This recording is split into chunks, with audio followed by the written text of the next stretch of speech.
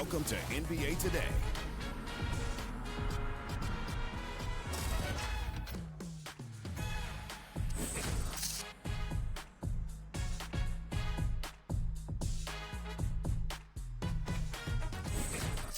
Plus, the Portland Trail Blazers, they took Scoot Henderson with the number 3 pick last night. So what does that mean for Damian Lillard's future in Portland? And then speaking of the draft, Victor Wembanyama, he is officially a San Antonio Spurs. So we're going to go all access into a day he will never forget. NBA Today starts right now. Welcome to NBA Today. We are live from Seaport. We're borrowing Max Kellerman's studio today, and we have with us Kendrick Perkins, Rickard Jefferson, Zach Lowe, Adrian Wojnarowski, and I'm Malika Andrews. So all of us are in New York, obviously, for the NBA draft that took place last night. But then about 24 hours ago, Woj, we had a trade that literally shook up the entire NBA. So what more can you tell us about how the trade, Chris Paul to the Warriors, went down? Well, once Washington had made the Bradley Beal trade with Phoenix, they needed to find a place for Chris Paul. He'll be 39 years old in the playoffs next season.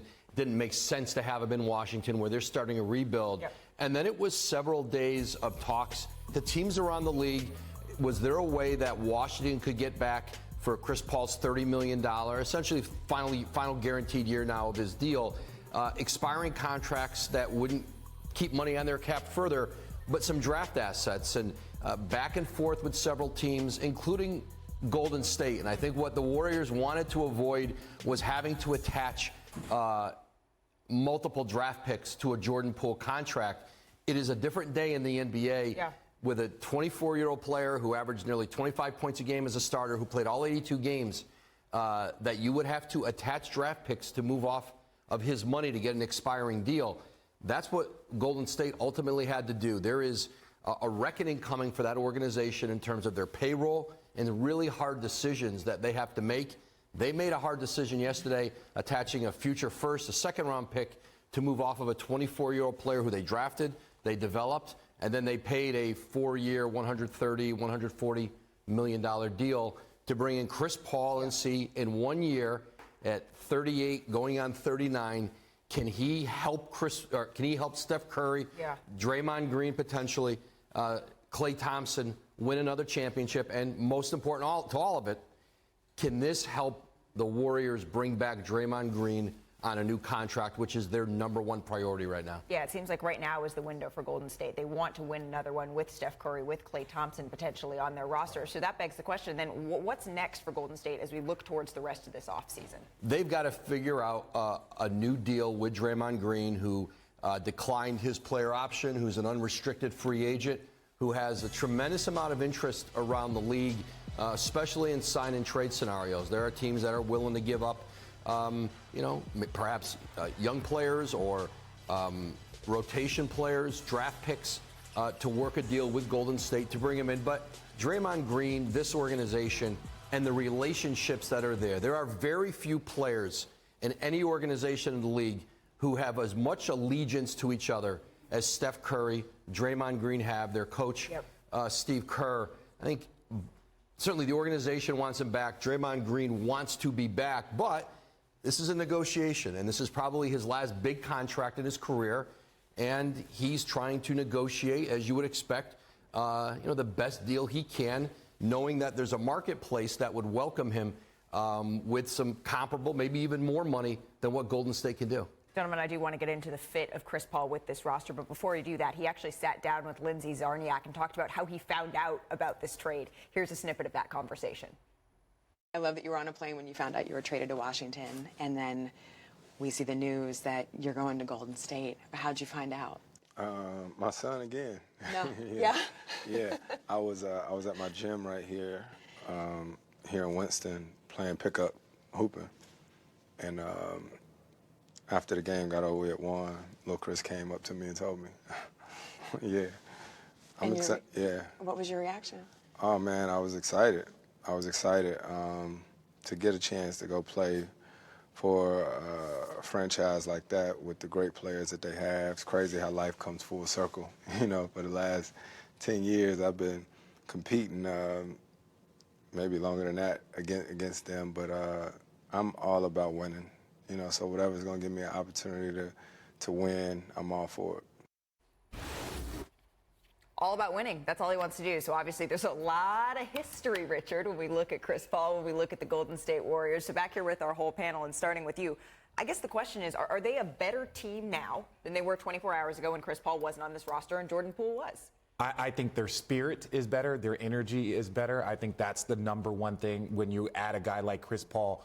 There was enough said about what happened at the beginning of the season with the punch and just, their inconsistency throughout, the last season. So for me, I think that their energy is better. And through that, in default, they become a better team. Make no mistake, they are, and they were what their record says they were. They were a terrible team on the road. They were a very good team at home. Yep. They were very inconsistent. So that to me is locker room, that's energy. Chris Paul, I think that fixes that. I think adding some maturity, adding some, adults in the room is positive for the Golden State Warriors. So I like this trade. I think you got to do stuff, as Woj was talking about, salary-wise, right, to get off of Jordan Poole. But I think getting Chris Paul is a very, very good piece for this team. Well, and then you start looking toward on the court, right? Because what are the Golden State Warriors famous for? The speed at which they play. And that's never necessarily been Chris Paul's game. How do you see this fit, Zach? I do think they're better today than they were yesterday for the simple fact of in the playoffs at money time, Jordan Poole just wasn't there. He wasn't ready. He was a turnover machine. He was unplayable on defense. Chris, we know what Chris is. Chris is still a really good player. I think all of these transactions have tricked people into thinking Chris is washed up. He's not good anymore. He's in a situation now where if they need to play him 24 minutes a game in the regular season to get him healthy in the playoffs, they can do that. And I do think if you sit down and talk to Chris, if you ask Chris that question, I've asked Chris versions of that question before, he would tell you, I'm more adaptable stylistically than people have ever given me credit for. Sometimes it hasn't played out that way, but it changes the game in Houston, and he'll tell you, hey, if you want to run, if you want me to throw hit-ahead passes, if you want me to set screens for Steph Curry in the half court, I can do that stuff. And he's going to get a chance to prove he can do that stuff. And they still have the two timeline youth movement, Wiseman gone, Poole gone, but Kuminga and Moody are still here. They're going to go into their third seasons. They're ready to make a leap, I think. I think the Warriors are going to be damn good next year if they can stay healthy and retain Draymond Green. And if you make this trade for a 38-year-old Chris Paul, you have to keep Draymond Green. You just have to do it. There's been very few instances you can point to where Joe Lacob was not able to pay or afford or meet the price to keep somebody he really wanted. Again, there are limitations. You just can't pay an unlimited number, but they can pay to re-sign their own player. Now, listen, the more you pay Draymond Green, like anything else, you're going to have to take away from somewhere else. But again, this is why they attached 2 draft picks to this contract, was to get this $130 million or so guaranteed off the books. So in perhaps year 3 of a Draymond Green contract, you have Poole's number off. We'll take a look at these offensive numbers, though, for the Golden State Warriors, because when Steph Curry was on the court, the Warriors, they scored over 113 points per 100 possessions. But then look at when he was off the floor. That number dipped all the way down to 89.5. That's over 24-point difference. So, Richard, I want to get to your point in just a minute, but Perk, Warriors, they struggled mightily without Steph on the court last season. I heard you spied something specifically about CP and how he could immediately contribute to the Warriors. All right. Oh, my. What's all of it? I'm Kendrick Perkins, better known as Big Perk, and nothing gets past me. Freeze! Just when you thought it did get past me, there I am. I spy a problem. I spy it all. Carry the hell on.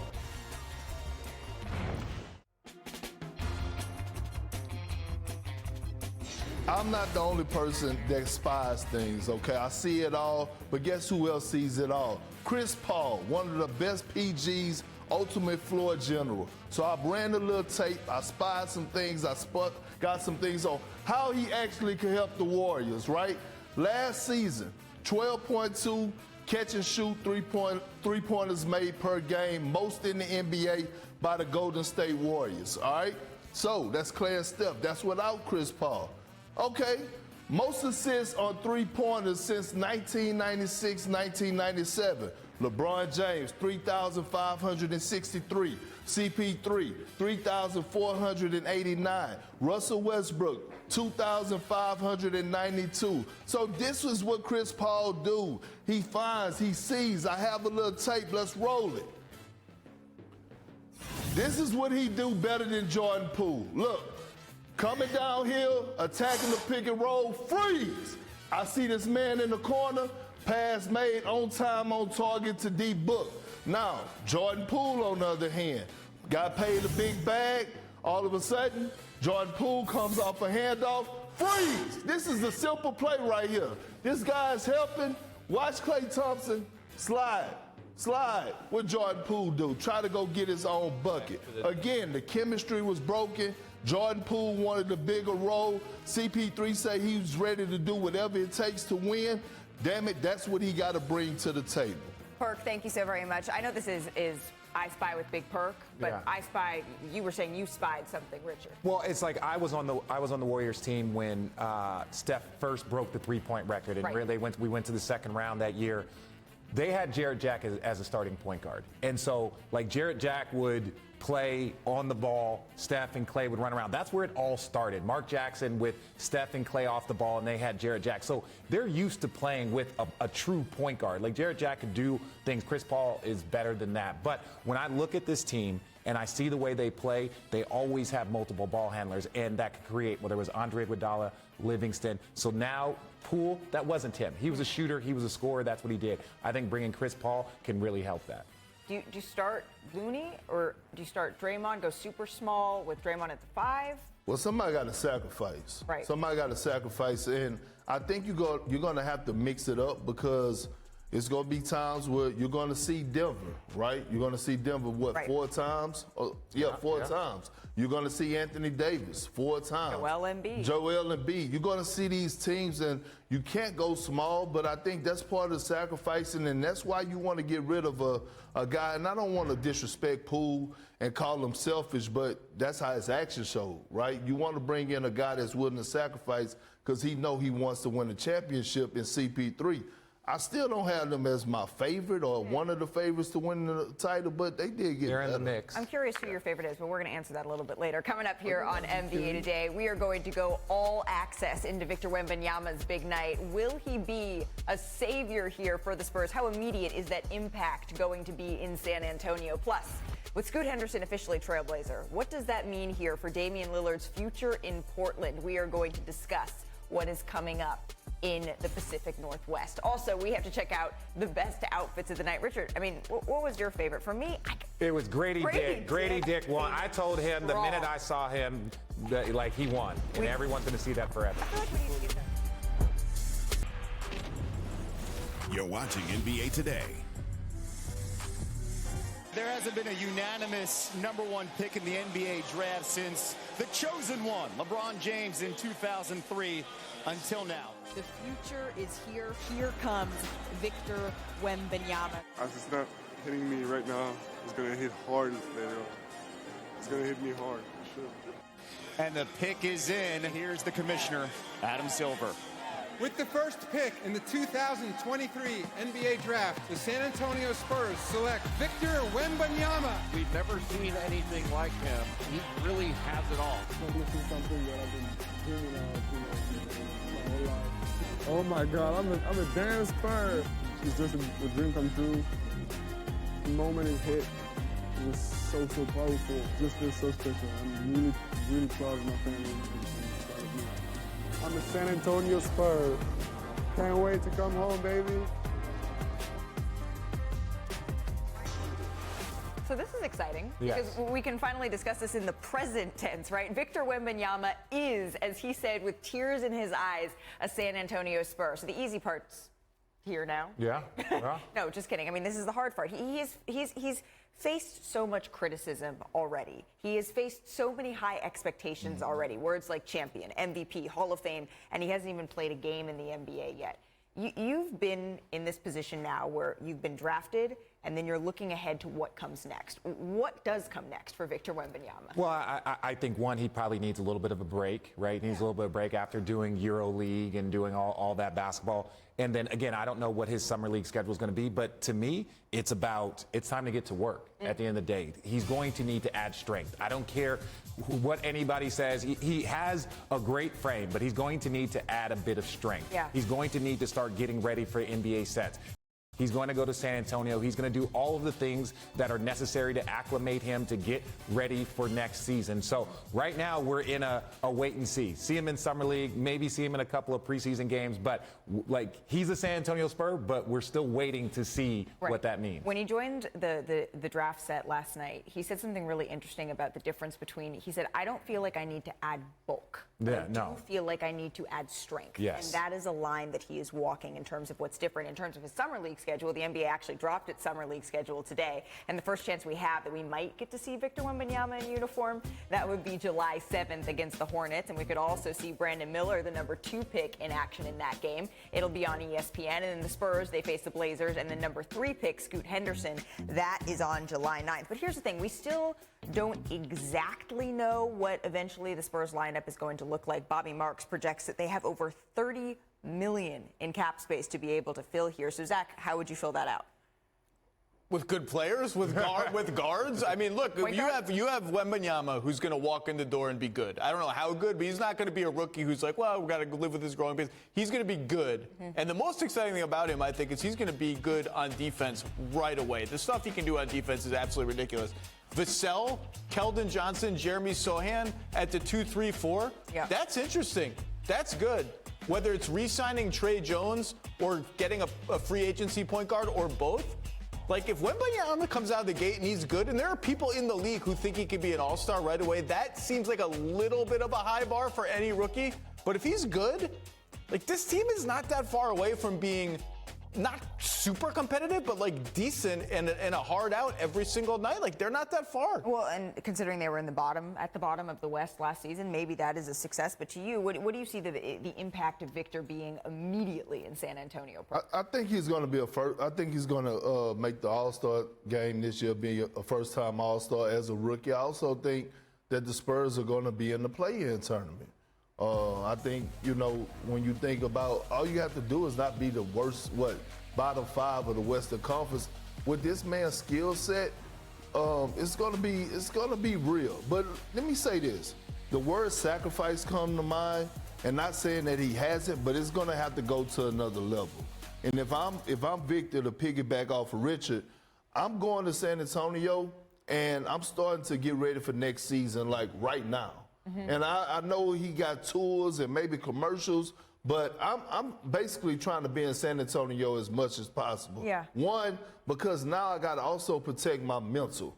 And that's the one thing that a lot of people don't give LeBron James credit for. Again, I tell this story. We were playing in the AAU tournament, and at the age of 16, we finished our last game. I'm like, hey, where you headed? He like, I'm going to media training. Right? Like, LeBron was going to media training at the age of 16. And so when I heard Victor talk about, the word pressure, I was like, man, you haven't got to the United States, and you haven't got a taste of Richard hating self. You know what I'm saying? Wow. Once you're not doing what you're supposed to do, he's gonna be the first person to be hating, along with me. I'm a hater. Okay, You're going to be spying stuff. I am. Look, I'm also give him his props when he do things well. But then you also hear Kevin Durant and LeBron, they talk about how he's a unicorn, and they say all the right things to the media, but when they line it up between those lines, they're going to be going at him. My one thing about the All-Star, right? If he is voted in by the fans, that's one thing. You can't control that, right? Because he is that guy. But if he's not voted in that manner, then to me, I think that yes, I have someone in my ear right now talking right now. Hold on a second. Are you good? No, I'm good. I just lost my train of thought because I had static in my ear. Let me just ask you this. You gave some really interesting advice last night on the pre-draft show. Yes. The advice that you would give to Victor Wembanyama is what? He gave the advice, or I gave the advice? I think you gave the advice. I'm giving him my credit, Malik. I gave the You didn't give any advice. He didn't give any advice that was worth no advice for I you. need No advice advice going to down. break. Still to come on NBA Today, the offseason. It is in full swing already. A day after the draft, and we're already there. Marcus Smart, he is officially a member of the Memphis Grizzlies. So, Perk, I think you have some thoughts on maybe why the Celtics may regret this trade, in your opinion. Plus, the moment that Richard has been waiting for. Oh, this is my favorite moment of the day. The fit Grady of Dick, last night. number one. Don't give it away. I don't know who it is. And the incredible story of Sparks coach Curt Miller, the first openly gay head coach in professional sports leagues. That is coming up, his interview with Holly Rowe after the break.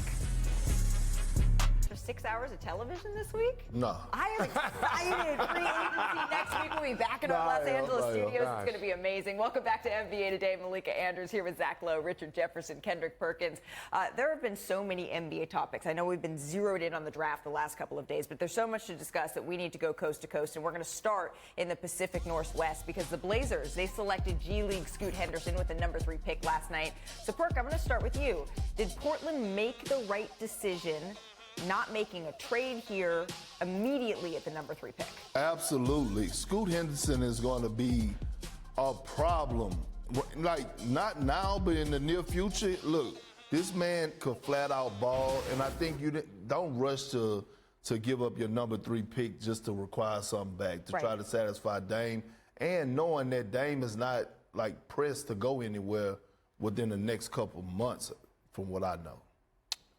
Look, I've heard the same, but you keep hearing different kind of noises all over the place, and this is the moment now, right? They made their decision. They didn't trade the pick, and now it's up to Dame and it's up to the Blazers to try to put a team around him that can actually reasonably make a run, not be a cute, frisky 6 seed, but actually be good. That's going to be tough, but the ball is also in Dame's court. And I'll say this, you know, if you're going to criticize them for not trading the pick, you got to tell me who. Who did you want to trade the pick to? Because it's not like there are just deals out there. Anyone like Bam Adebayo was floated. The Heat laughed at that. The Heat were never doing that. Like, who are you getting with that pick? Right. And my understanding is it's not necessarily, Richard and Zach, tell me if you've heard differently, but mutually exclusive here. It's not necessarily, okay, they made this pick, and so now Dame is out the window. There's some time here for the Blazers to make some more moves, to make some more decisions so that Dame can see what the roster will actually be around him before he continues. Well, yeah, and look, when you have Anthony Simons, when you have Shaedon Sharpe, and now you got Scoot Henderson, to me, it's like you have a good young core. This is the time to get rid of Dame. This is the time to get rid of Dame. And not, you want to give him the farewell, you want him to move on. But I go back to Washington.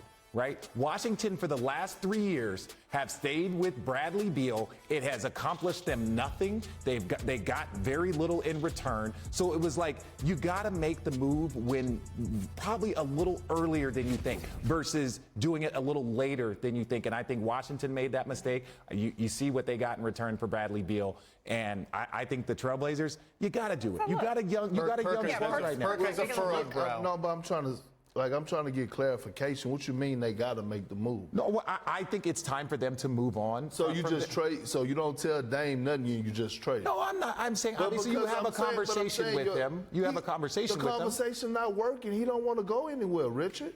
Okay. Like, so how can you? That's the thing. Like it's bad for your organization if you're going to have Dame. And let's say even with these young players, if you have Dame, and let's say you go 500, the worst place to be in the league is right in the middle. Right? You're not good enough to make a run. You're not bad enough to be in the lottery. So all of a sudden now you're going to have a subpar team, and you're going to be getting the 12th pick, the 13th pick. That's not how you build a roster. I understand. Zach would like to see Dame on the contender, playing some great minutes in just keep a cool booty.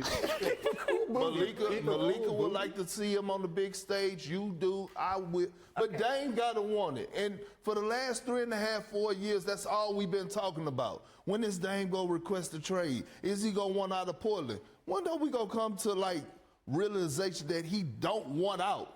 Like, he don't want out. So, like, as bad as we want him to compete for a title, does Dame actually want to compete for a title? Or he's complacent? I'm going to go put out these 30s and 40s and 50s. I'm going to go home. I'm going to make this big bag. And every single offseason, people going to keep saying, oh, poor Dame, man. He need to get out. Like, this is getting boring and weak at this point. Well, there's still a lot of decisions to be made in Portland. We'll see them play out over the next couple of days, the next couple of weeks. I do want to keep it pushing to Chicago, though. Some unfortunate news.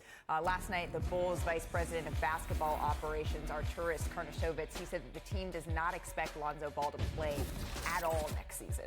Zach, what was your reaction to hearing that Lonzo's season is already in jeopardy? It wasn't unexpected, and it's obviously just sad. It's sad on a human level for Lonzo Ball and his family. I mean, he's a great basketball player, and he's not able to play basketball. And for the Bulls, he made this team sing. They looked different. Yeah. They felt different. Yeah. They sounded different. When he was on the floor, just whipping the ball up to Zach LaVine, to DeMar DeRozan, getting threes for everybody else, shooting like 8 threes a game. They had an identity with him that worked, and without him, they've been fine, okay, play in first round, but it just feels like they're kind of fighting themselves on every possession. They don't have like a principle that ties them together. That's what he brought to the table. It's so unfortunate. Lonzo Ball. We're rooting for you, Lonzo. We're rooting for you, brother. Don't give up. I want to move on to Boston now. Wednesday night, the Celtics they traded Marcus Smart to the Grizzlies. Okay, big. There was a collective groan from Celtics fans everywhere. I think you had the loudest groan. You've had some spicy takes about this trade, so I'm just going to get out your way, Perk. That would be wise, Malika, for you to get out my way. But because all I kept hearing about this since the Denver Nuggets won the title is the word patient. Be patient. It takes time. And all of a sudden now, your heart and soul of your team, the voice in your locker room, you trade them, right? And everybody is just now all of a sudden so high on Kristaps Porzingis. I don't know where it came from, but now all of a sudden he's this incredible player. He's going to take Boston over the top. But we wasn't keeping that same energy when the pressure was on him when he was with the Knicks. We wasn't keeping that same energy when he was paired up with Luka Doncic and he couldn't handle the pressure of actually playing with Luka and having certain standards. Now, when you go to Washington and Bradley Beal is out and you're not playing under any pressure and there's no expectations and you go out there and you're able to drop 23 a night, now all of a sudden he's back to, oh, yeah, he can take you over. No, Marcus Smart is proven. Marcus Smart is proven. Consecutive conference finals, defensive player of the year, helped take this team to the finals. I just don't understand it. I don't understand it. Well, it's done. It's done. Are you telling Perk to get over it? Yeah, I'm telling him to get over it.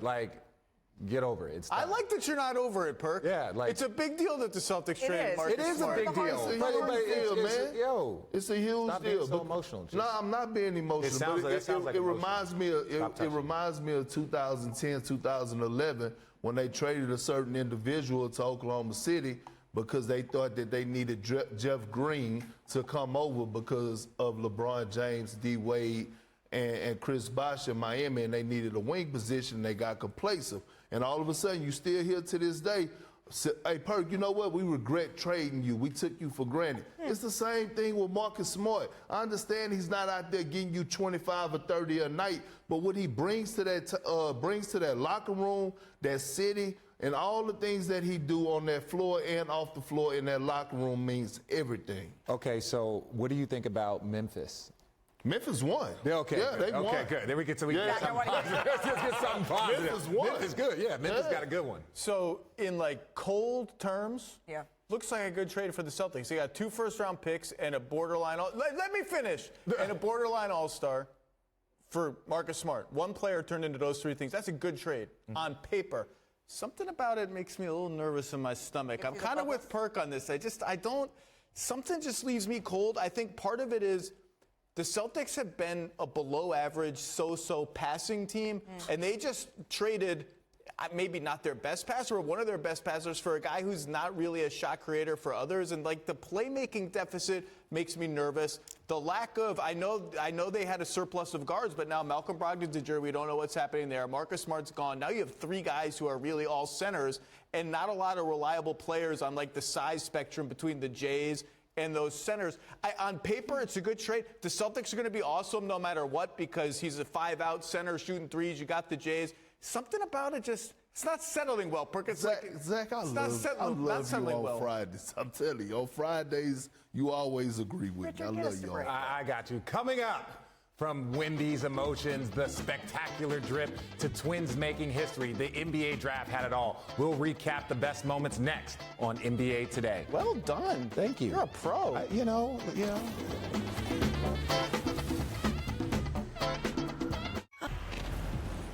You're watching NBA Today. 54-year-old Curt Miller is in his first year as the LA Sparks head coach. The two-time WNBA Coach of the Year with the Connecticut Sun. He's returned to the team where he began his career in the W as an assistant. That was back in 2015. And he's also the only gay male head coach at basketball's highest level, at least openly. And he sat down with our Holly Rowe. When you describe yourself as a coach, how do you describe yourself? Fiery. Let's go! Compete! Intense. Get up! Get up! Collaborative. We've got to get back, build our wall. Caring would be words that describe me. So being gay is a small part of who you are as a coach. Yeah, such a small part, but a part that I embraced and ignored or tried to push down and not really celebrate at times. For the longest time, I wanted to be the successful coach and not the gay coach, and I lost decades of opportunities to being a role model and a mentor to others. It's now, certainly part of me that I really embrace and am proud of, and realize that I'm trying to open doors for the next generation because there hasn't been very many people walking through those doors behind me, and I know they're out there. I hear from them.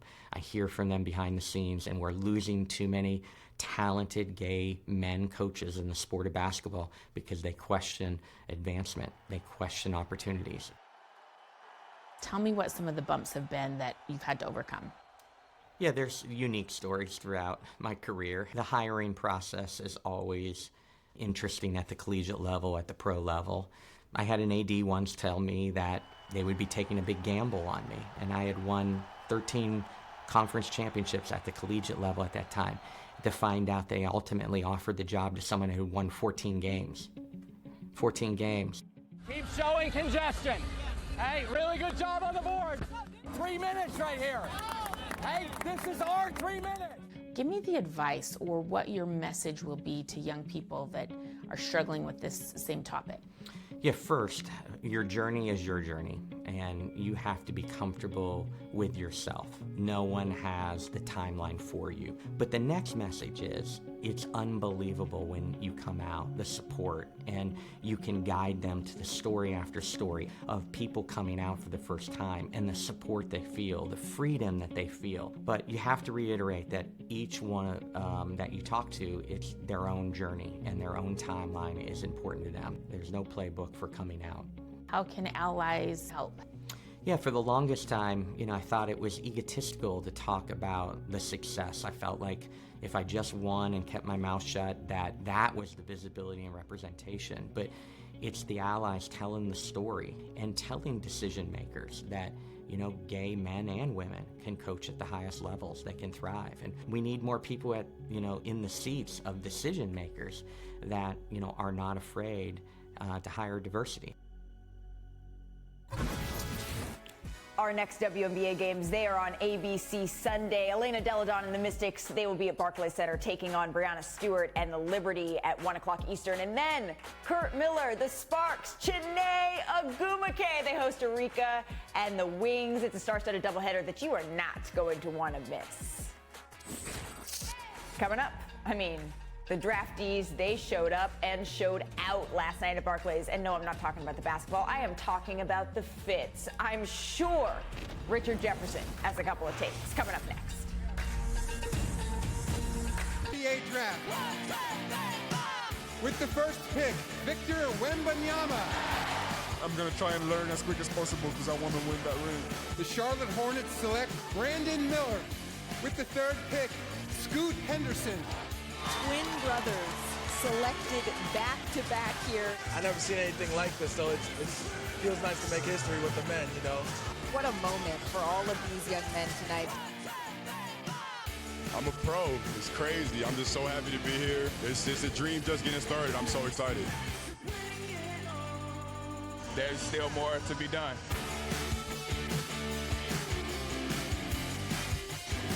I mean, what an incredible scene last night at Barclays for the NBA Draft. Welcome back. We are here at Seaport, brought to you by Chase, and it's time for America's favorite segment, or at least Richard Jefferson's, because we have a very special top to top coming we got out it. today. We got it. We got top Scoot. from the draft. Scoot was looking good. Scoot was looking great, right? You got the rhinestones, you got the grill. Like, I don't know if you're allowed to play with a grill, but he look, this is what it's about. This is what, like, if you want a very clean, you can go to Tom Ford, you can get yourself an outstanding suit. No one will ever remember it. This is a moment for you to introduce yourself to the entire world, and what you wear, it says a lot about you. See, I'm a fan of the big prints. I like what this is giving for Yes. Yeah, you want something big, you want something bold, a little bit of drip. That's a lot bit of drip. Yeah, that's a lot. That's a lot. Look, the drip is getting a little out of control. I will say this, young fellas. Like, I'm okay with a little bit of drip, but the 9 chains, like, you know, that's just my humble opinion. The suits is fine, but the drip is getting a little much, right? But that's what it is. Says the man who just, what was your last purchase? Listen, we will not be talking about my personal affairs on this show. But no. This suit, again, I don't know what print this is. Is that cheetah? Like a dyed cheetah print? What is that? I think that's abstract art. Okay, yes. That's what we're going to go with. Yeah, That's definitely abstract art, right? And then I don't know. We have a little bit of top velvet here, speaking of the drip, but Jalen Hood-Schifino, look at this.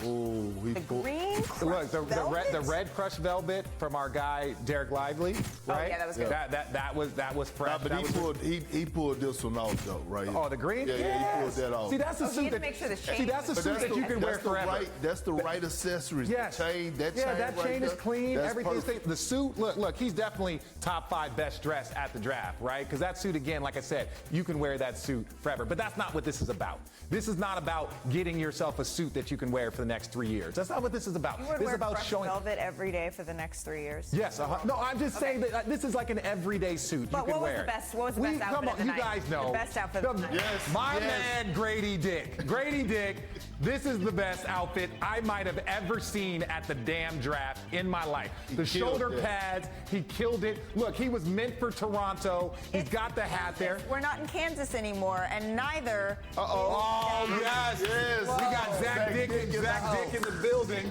looking sharp. What's up? Look at that. Look at that. Look at this. This is what I'm saying. If you're going to do it, you got to do it big, Zach. gotta do it I mean, I big. need a full spin here. Come on, Zach. Come on. Give us a spin. There you go. Okay. The neck part, the neck. Yeah, the collar. shout out our producer, Yes. Dominique, Yeah. because It's an honor. she It's went a dream everywhere. come true to play for the Toronto Raptors. Yeah. And Waited my whole life for this But moment. what would you two, I mean, if you were to wear something like this, would you wear They something? couldn't pull this Yeah. off. No, Yeah. I couldn't pull it off like Zach or like Grady Dick. I can't do that. Okay. But yes, would I try to wear that? Yes, And if you 100%. tried- Am I wearing this home on the train? Yes, absolutely. Would yeah, it I look would. something like Look this? at me. See, that's what I'm saying. I look great. You in do that. look good. The shoulder pads for me Don't was. laugh There too you go. hard. There it goes. Perk ain't that skinny. Hey, Perk ain't that skinny, Hey, y'all. first of all, the beard with it. There it goes. Yeah, see, I look better in it. No, I look Savage better. middle, though. The beard with This this, is I mean, this No. is You everything. want clean This is- shaven. No. Zach wears it the best. This is everything. Zach, you are fly right now. But Yeah. yes, that to me, yeah, we know that's the winner. But Grady Dick, he won the draft. When you're out there, your job is to introduce yourself to America. Everyone was talking about Grady at the draft and then on television the next day. So he wins.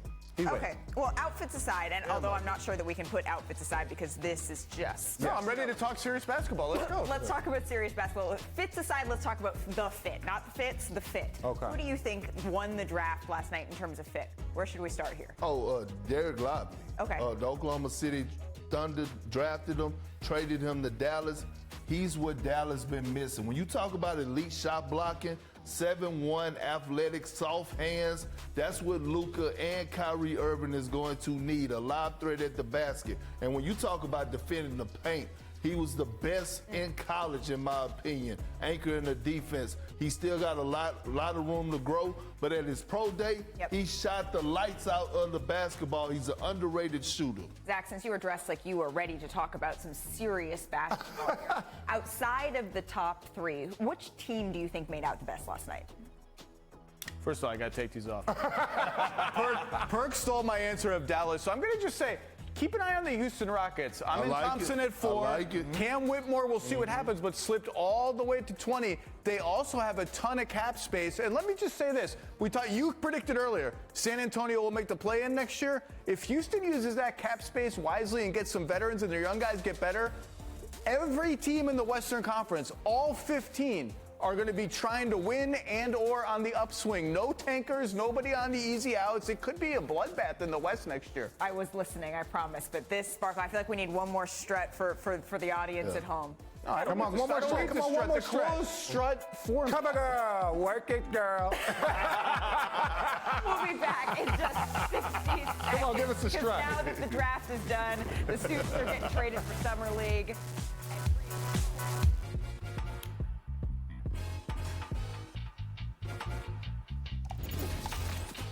Welcome back. So the draft, it is done. The suits getting traded in for Summer League uniforms and free agency. It is just about here. It's going to kick off in just under a week. So we've already seen some pretty major trades go down. But let's talk about the biggest storylines of the summer. To you, Perk, what is the one free agent, the one player maybe that you have your eye on here? Well, we've been talking about James Harden. We talk about Kyrie Irving. But Fred VanVleet, I wonder what's going to happen with him. He is one of the most underrated players in the game today. When you talk about a guy that could put up buckets with some of the best of them, elite point guard skills, and the thing about that I love about Fred VanVleet is that he's a combo guard. He could play off the ball as well. It's going to be interesting to see where he lands at this summer. What are you looking at here, Zach, with those glasses? Oh, gee. What are you looking at? Yes. You can't tell it's a mystery. No, you look outstanding. Damian Lillard. The Blazers have sent their signal. Look, Dame, we love you, but we are stewards of the franchise. We can't just do what's right for today. We got to do what's right for 2030. They took Scoot Henderson. How much time does Damian Lillard give them? Does he give them free agency? Does he give them to the trade deadline? Does he not even give them to that time? To Perk's point, is he giving them forever? Now is the moment. They picked their fork in the road, and it was Scoot Henderson and keeping the pick. It's not just us waiting. It's the Miami Heat. It's maybe the Brooklyn Nets. It's the whole league waiting, and maybe nothing happens, but that would be a big story in and of itself. Grady Dick, thank you so very much. You're welcome. Yes, you're outstanding. Go Raptors. What are you looking at here? No, for me, it's just watching all of these teams have to adjust their cap situations moving forward. And I think it started at the draft. It started a little bit. We saw it with the Chris Paul trade. You see it with the trade of Jordan Poole. You just see the cap moving, right? You see a lot of movement. And so for me, when free agency hits, it's going to be interesting to see which teams are moving players, trading players to get to that cap threshold. Because we're seeing something that we haven't seen, and it's almost like teams are being forced to do this per like the rules and regulations. Right. So this is just like an unusual year because you see teams getting ready for that hard cap that's essentially, coming. right, with this new second apron that's going to act as a hard cap, you can't have three big stars basically on a team and then also be able to have the depth that we've become accustomed to seeing. I think that's terrible. That's just not going to be able to blame happen the players anymore. for doing But for me, I mean, am I crazy? I'm looking at, Chris Middleton and Brooke Lopez are such big parts of what the Milwaukee Bucks are able to do. Mm-hmm. And there are question marks surrounding both of their futures in Milwaukee. And our Adrian Wojnarowski has reported that there's priorities there for John Horst and the Milwaukee Bucks to make sure that they can keep these pieces around Giannis Antetokounmpo.